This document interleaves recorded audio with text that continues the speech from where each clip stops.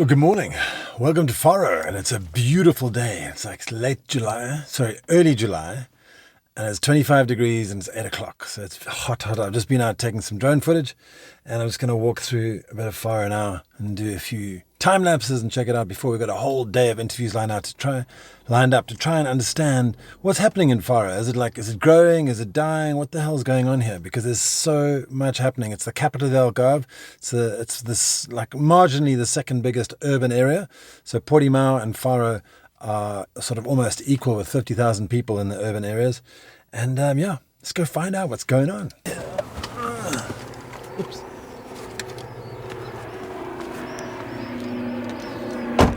One thing you have to contest with in Faro is like airplane noise.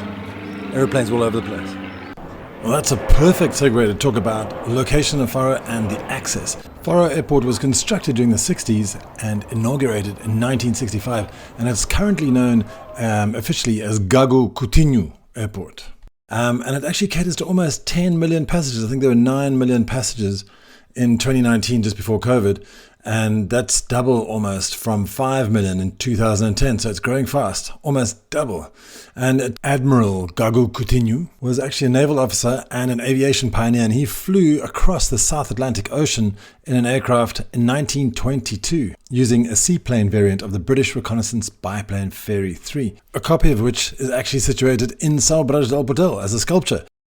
Faro's Gago Coutinho Airport currently serves 28 destinations around Europe and Canada, and there are rumours of a direct flight from the USA. Most of those flights actually go to and from the United Kingdom, and then France, Germany, Spain and Ireland after that, in order. The A22 highway that serves the length of the Algarve has a fast connection into Faro, which makes it very easy to drive in. The train service from Lisbon terminates in Faro, as does the bus line. Now you can take the regional train line from Faro Centre, and that's in black here. And you can take that all the way across the region. And the good old EN125 main road connects Faro to Olhão and Almancil and all the other towns across the coastal strip of the Algarve from west to east. While all the little commuters beetle into Faro along the EN125, let's break left and fly across the Rio Formosa. This coastal wetland, filled with calm lagoons, has historically offered sailors respite from the open ocean. It's what attracted the Phoenicians, the Romans, and the Moors, and ancient Faro was a small town called Osinoba. After the Roman Empire declined, leaving its networks of Roman roads, villas, and garum processing locations. Garum's actually like kind of a fish paste where they process it, they could eat it on the boats, and it was preserved. Byzantines and Visigoths roamed the area until the Moors made it their own in 713. And it really struck home to me the reality of the history as I walked through the Arab gate out of the old town and read the inscription. This was the main entrance to the Faro castle from the ocean, and where the crews of recently docked boats would walk through to go and enjoy the delights of Faro. The old town of Faro within the walls is well preserved and lovely restaurants abound. Do yourself a favour and walk through, stopping for refreshment or having a lunch.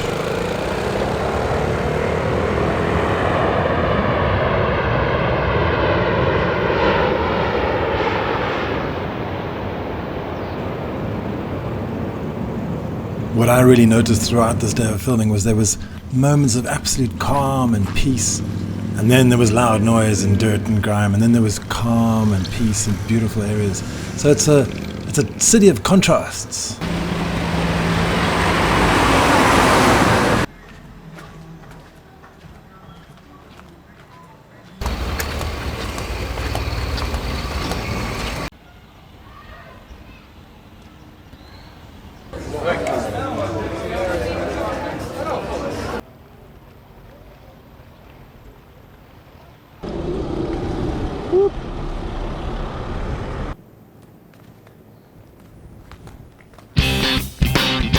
Alright, so here's some useful locations in Faro. So let's start with the outer limits. So down southwest of Faro is the Praia de Faro, which you can get there by bus, by Uber, by car, or by ferry, actually. And then obviously there's the main airport, and then Montenegro and Gambelas are two very important sort of suburbs or outlying areas of Faro. And then just a little bit northwest of Faro as we're coming in is this new zone called Ljana. where there's a bunch of new apartment blocks going up and luxury apartments. So it's looking really good. And then you come deep into Faro Center, Sao Pedro and Sé. Okay, the most notable area of Faro down here is the Old Town. You can see I've ringed it here.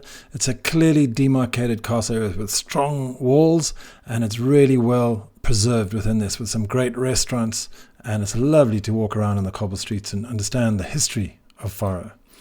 Also, that red line that's just appeared is a shopping street. It's a walking mall called Rua de Santo Antonio. That's also beautiful. So you walk up from the marina all the way through there. Spectacular place. You can just see the train station and the bus terminal popping up. We'll get another view of those shortly. And Hotel Eva is quite a prestigious hotel. It's been around for a long time, and it's right on the marina. But Hotel Eva and then Hotel Faro also on the marina, just on the other side of the roundabout. And lately, Hotel 3HB form a perfect complement of hotels. There's lots of Airbnbs around, but Hotel 3HB was so special, we jumped into it and checked it out. But first of all, let's head down to the Hotel Eva on the rooftop bar where we met Miguel, who owns, him and his brother Ricardo own 7 different restaurants all around Faro, which is phenomenal because they're young guys.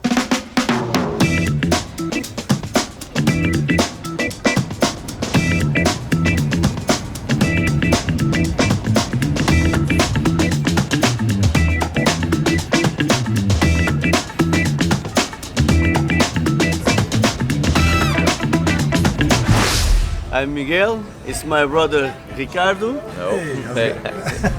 We have here in Faro 7 different restaurants. The names is Lodo, is the shellfish one, and Aperitivo is more from tapas and kind of petiscos. Adão is like a steakhouse in a fusion poke bar with Hawaiian food, and then we have the Colombos like a bistro, a gastro bar, and cocktails also. And we have this one, the Rooftop Eva, and Sensis, another terrace bar.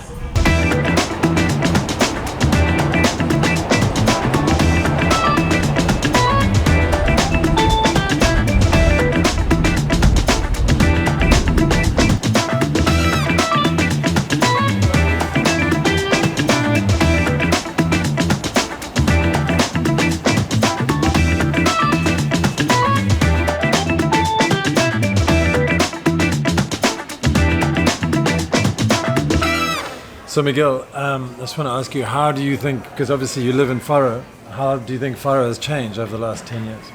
It's a good place to live because also it's safe, it's a safe place, and it's not an expensive place.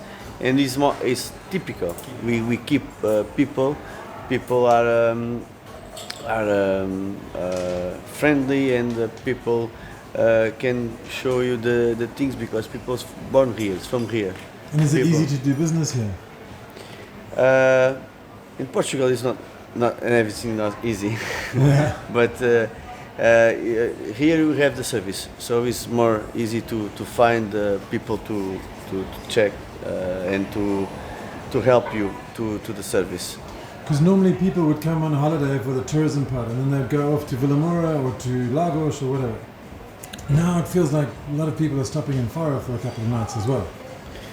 Because we have a lot of animation here, good places to go out, good places to dinner, to lunch, and we have the islands here. We have 5 islands here. It's a beautiful and virgin island, so it's perfect to meet different things, not only tourist things.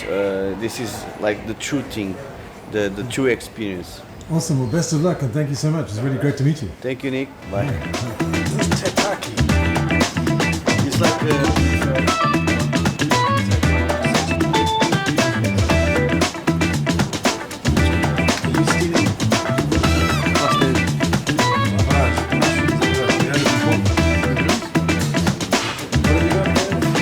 beef de casa with the tataki salad.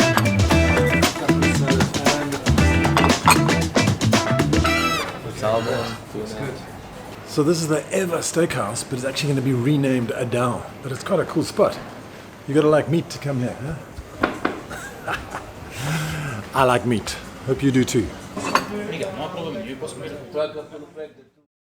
So you briefly saw Nick Smith there. Well, these amazing guys from Pure Electric in the UK organized some scooters for us. So Nick and I were going to cruise, and the rest of the afternoon we're going to be cruising around to our little bits and pieces and interviews all around Faro just to try and uncover it for you. So we're heading over to see Vlad, who's actually selling his bar. And take note as we go through these gorgeous, clean streets, everyone's sitting outside, relaxing in the sun, drinking, eating, whatever. It's a beautiful lifestyle here in Faro. Agus, use your thingies. Too late.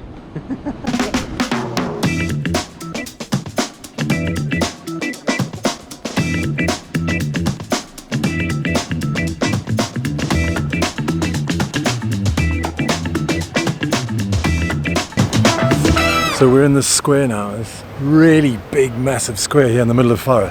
And it is baking hot. It must be, well, it's like 4 o'clock in the afternoon, but it's super hot. But what I wanted to tell you about was that place up there is Veru Bar. And my friend Vlad is actually selling it. So we're not trying to sell the bar, but I mean, if you are interested in the business, then get in touch with us. But let's chat to Vlad a little bit, because he's been in the Algarve for a long time. He's been here for about 20 years, and he's been living and working in Faro. So let's understand a little bit about what life's like in Faro from his point of view. Hey Vlad, how's it going, man? Nice to see you. How you doing, man? Yeah, it's been a while. It's been a long time, and I haven't seen you because the last time I was here was when we were filming for Josh. For Josh. Yeah. For expats everywhere. Exactly, yeah. Yes. So tell me something, Vlad. How is life in Faro? A lot has changed. Faro is picking up a lot. Lots of places that used to be abandoned are now new businesses, new restaurants with new ideas, new concepts. It's been a pleasure to see this city develop in the past 15, 20, 10 years. Lots of new stuff, lots of new people. People who went away and then came back, brought some ideas from outside to try to recreate them here in Faro. And it's nice. It's nice. It's exciting because, I mean, every time I come back to a place around the Algarve, and Faro is no exception, it looks more beautiful. There's more restaurants, there's more action, there's more activity. A lot it just more. Feels like the whole region's coming alive, huh? Indeed. And unlike 15 or 10 years ago, that used to happen in the summer. This place was crawling. Now we get people all year. I have friends working in the tourism industry. Before it was like May to October, you worked and then you had a good rest for you. Now it's the whole year, a little slower, but not much than in the summer. Well, that's fantastic, because I think seasonality was always a big problem in the Algarve. Yes. Some places it still is, but most of them are changing that indeed. So what about living in Faro? Pros and cons. What are good things, what are bad things? Pros about living in Faro is that a lot of Portuguese people live here all year. So if you're trying to escape from other types of communities, you get a lot of Portuguese people here all year. Downsides, rents are a little higher now, but besides that, I don't know. Yeah, because you got the beach right here, you got the islands, you got all these restaurants. I think a lot of people, they land in Faro Airport and they head out to the west, and they don't actually take time to look at Faro. It used to happen much more.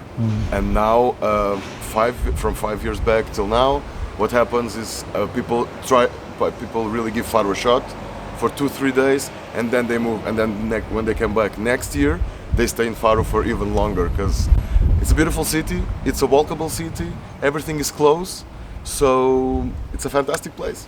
Thanks. And that was the last we saw of our scooter. Nah, just kidding. Vlad's a great guy.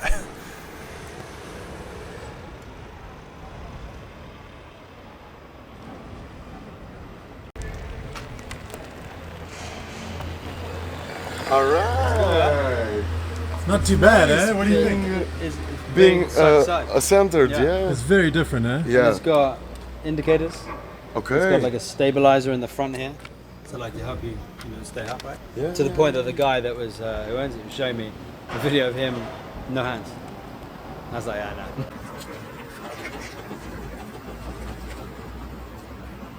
See, Yes, he's got a you did slight-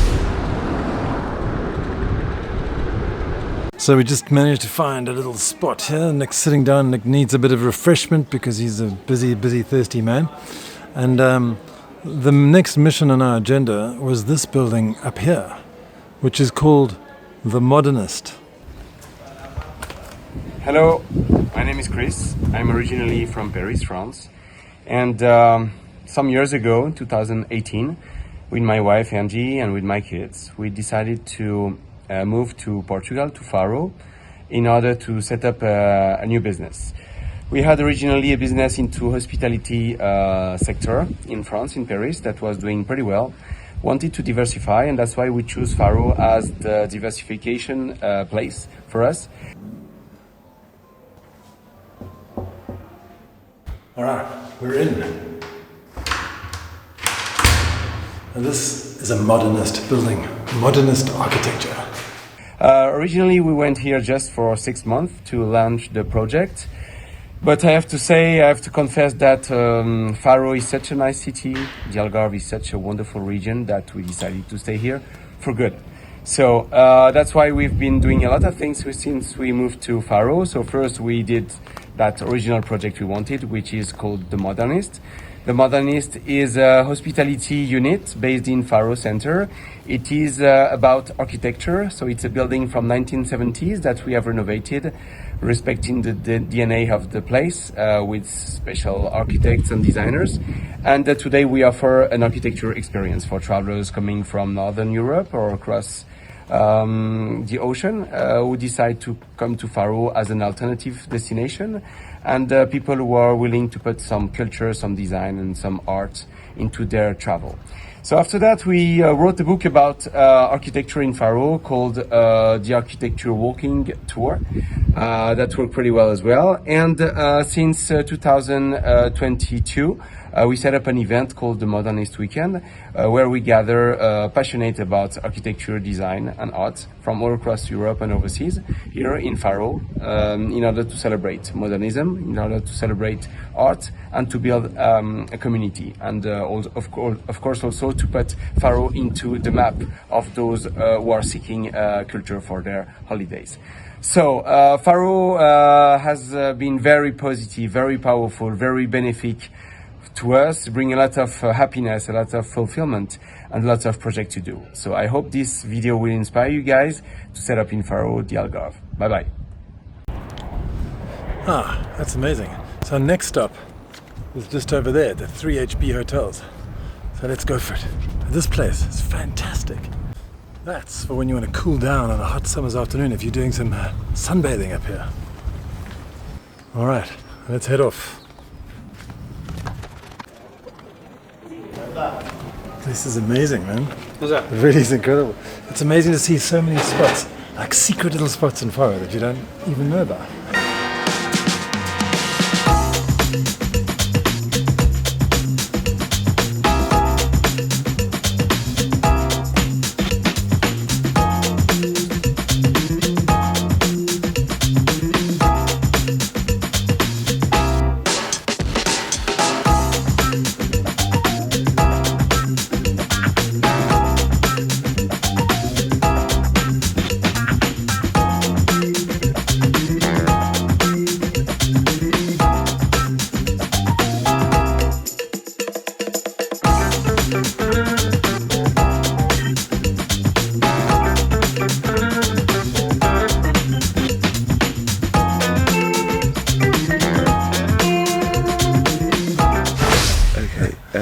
How it started. So the hotel is something new to Faro. I think everyone was expecting it. It was very excited for the opening, because we started in 2017 to do the construction, and it was something very expected in Faro, because it's the only 5-star hotel, and this was an abandoned building. So it was not a nice area, and it was not good for the commercial area here, because we're right in the on a pedestrian street full of shops. And when it opened, it brought some. So how long did the construction go on? From 2017 it started until when? December 2017, and then it went into 2020, and then COVID came, and we had to postpone the opening from the hotel. Wow, so it was hugely anticipated opening, huh? Yes.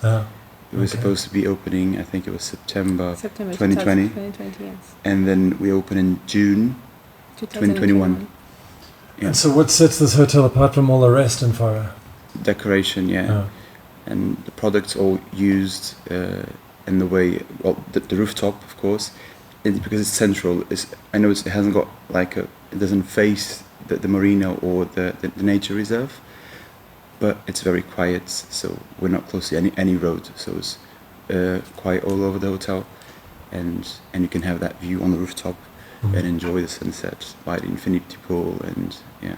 And the fire pit as well. And the fire pit, amazing, yeah. yeah. For the So sunset, I think you don't see these kind of amenities in any other hotels around because it's really well thought through. And even the back staircase where we went down has got a lot of thought put into the decoration as well. So it's every facet of it. Huh?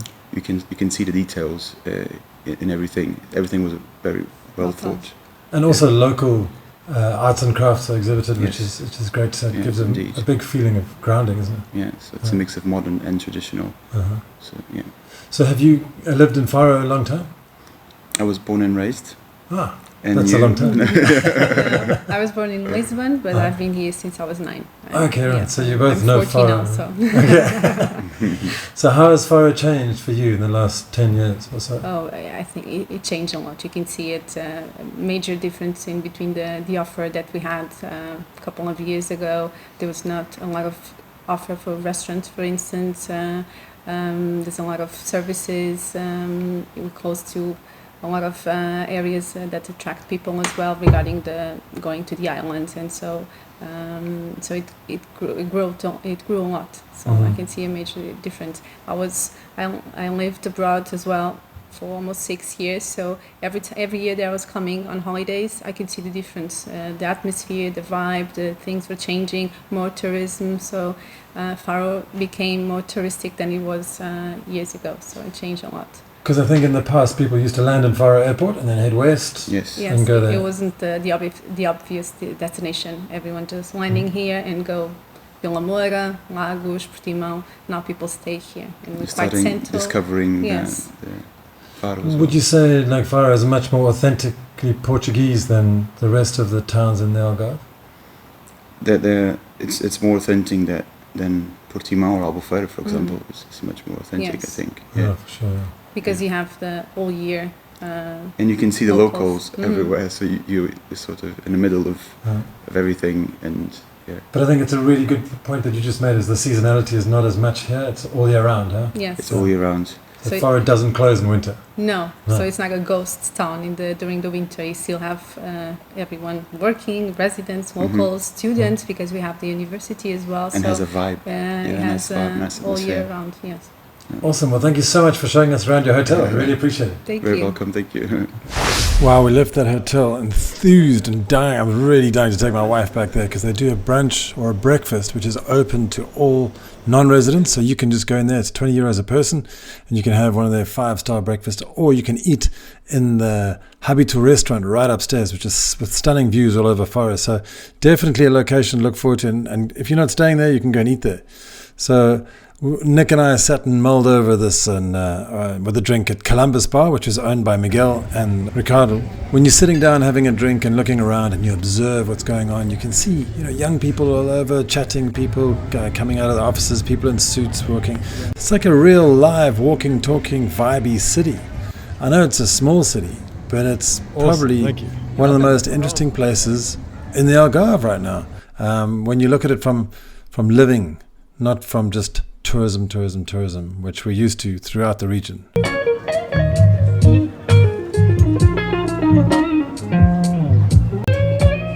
Anytime she goes away, anytime she goes away, it feels like a lady and you're my lady boy. Oh yeah?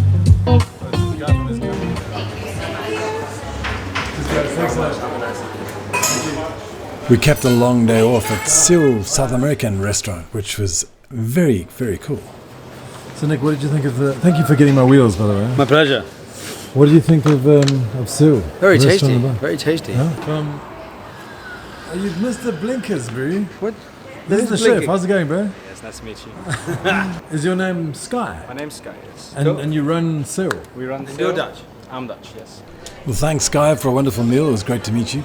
And before we run off, there are a couple of guys that I spoke to early in the morning, and this is especially relevant because Andre manages a bunch of bars and promotes them, and we were talking about them earlier in the marina just before lunch. Today, nowadays, you see Faro as like a cosmopolitan city, but without the stress of Lisbon and Portugal. Yeah, exactly, yeah. You can come to Faro and you see you have university, you have hotels, you have bars, you have nightlife. You actually, as a foreigner, you can mingle with the people here easily. That you cannot do it in Lisbon as easy. And you actually here you can still trust people because everyone knows each other here in Faro. The city didn't grow as much. Just what really changed for bring tourism because we call it Rua do Crime, Crime Street. It's just behind here. 10 years ago in summer, that street used to close. Actually completely closed in the summer because it was vacation time and the Faro was a winter city. Ah, right. Yes. That's so crazy. Most of the people we used to go to the bars in Vila Moura, Albufeira for the nightlife. Now is one of the busiest streets. So that's the rua with the hamburgeria and guaca. Yes. It was actually closed maybe 10, 12 years ago. And it's really called Rua do Crime. Yeah, Rua do Crime, yeah. It's the real legal name, not a nickname. Not the legal name, but used to. But now it's a really cool street. So Andre, you manage 3 bars at the moment in Faro, right? Yes, not manage. I do actually the back office for these bars, like all the paperwork. Okay. Which ones are there? It's Pipers, Colleen, Art House, and we have a hostel as well called Le Penguin. But in your opinion, how do you think Faro has changed over the last 10 years? Well, the main thing was alojamento local. Yeah. So the government make it easy for anyone to rent a house. So the people are not looking anymore for hotels and motels or Quinta do Lago. Now they are looking for a house to rent in any part of Portugal. And it's increased the level of foreigners here. Huh? So many. Is it a good thing or a bad thing? Because in Lisbon people moan about the level of foreigners now and there's too many tourists and And how does it feel in Faro? Does it feel like people are happy with the level of foreigners? There's always someone to complain. Of course, yeah. But for us that we are specialized in tourism in Faro, and we are suffering with that because all the tourists used to go to Albufeira because they have more money, more places, more hotels, and Faro was always kept aside of that. If you go to Vila Moura, you have great bars, great vibe at night, but it's different. Here you can drink with the locals in Pipers. You have locals and foreigners there because they have like live music every day, 2 bands a day, so it's really easy for them to go there because. And after that, I had a chat with Bruno, who runs a yacht charter and touring business out of the marina. He's got a lot of boats and he does a yacht brokerage as well. So we're sitting on a boat with Bruno from IC Yachting. I just want to ask him a couple of questions about Faro because he lives and works here. We founded the company in 2017 and we started with just one boat. We're selling catamaran. And then at the moment we have 8 boats running around here. So we do boat tours, private boat tours mainly, and boat rentals here at the Rio Formosa, which is an amazing place. People that visit us just love it. It's a natural reserve, so we have really careful with everything, but it's a beautiful place. People tend to love it. So we have the islands, we have the bays, we can also go out to the ocean. And we also have aeroplanes. We're going to have to wait for this one to come over. Obviously, you know Faro really well, right? Yeah. What's been happening in Faro in the last 10 years or so? I mean, have you feel it getting better, getting worse? Much better. So I'm not original from here. I'm from Lisbon, and we moved here when we founded the company. We have seen the city evolving a lot. So like 10 years ago, we would find only restaurants, like typical Portuguese seafood, fish restaurants. Nowadays, you have so many good restaurants. When people ask me, where do I go for lunch or for dinner? I struggle to point out to somewhere. to some places, but there's a lot of really nice places around. The city is beautiful, it's clean. The tourist that we have is not massive, which is great. We can still walk on the street. You can still find places to have a nice dinner out and everything without much fuss or trouble. But the city is evolving a lot, and it's a beautiful place. And I think it's interesting that you said that there's not so much tourism that it's a problem like in Lisbon, and everyone's really happy and getting along with each other. There's no problems. Yeah, no problems at all. So the Faro is the main city of the Algarve, it's the capital of the Algarve, and it didn't develop a lot in the yet for the tourism. It kept his own roots, the services for the region, and etc. Only, I believe, in the past 10 years, it started to develop a little bit on tourism part, but it developed on a sustainable way, which makes everyone happy around. It's an amazing project that has been happening here. Perfect. Well, Bruno, thank you so much. I really appreciate you taking the time out. I know you're busy. It's like middle of the season and he's got to go and jet out in his boats. So I really appreciate it. Thank you so much. Thank you so much. And well, thank you so much for watching. I really appreciate it. And thanks to all the people who came on and made those interviews. Really was special to have your point of view on Faro. So thanks very much. Next week, we're going to be walking from Tavira to Olhão as far as we can. I think it's almost about 30 kilometers. We'll see what we can do so we can discover those areas and show you them. Anyway, I hope you enjoyed this Faro video. It was comprehensive and long, and we'll see you next week. AlgarveAddicts.com